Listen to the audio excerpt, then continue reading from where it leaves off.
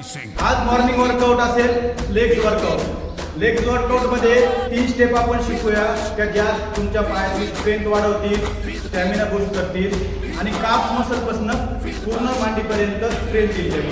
3 step बघूया, 20 चे 3 repetition करायचे आपल्या कॅपॅसिटीनुसार। ओके चला आपण बघूया। पहिला पाय पुढे फ्रंट परफेक्ट, आणि slowly bend 1 up 2 up 3 step असेल एकदम सोपी स्टेप। पायात अंतर हात समोर आणि 1 2 खाली 1 परफेक्ट 2 शाबास 3 इनर साइज साठी बघू शकता आपण पायात अंतर परफेक्ट खाली।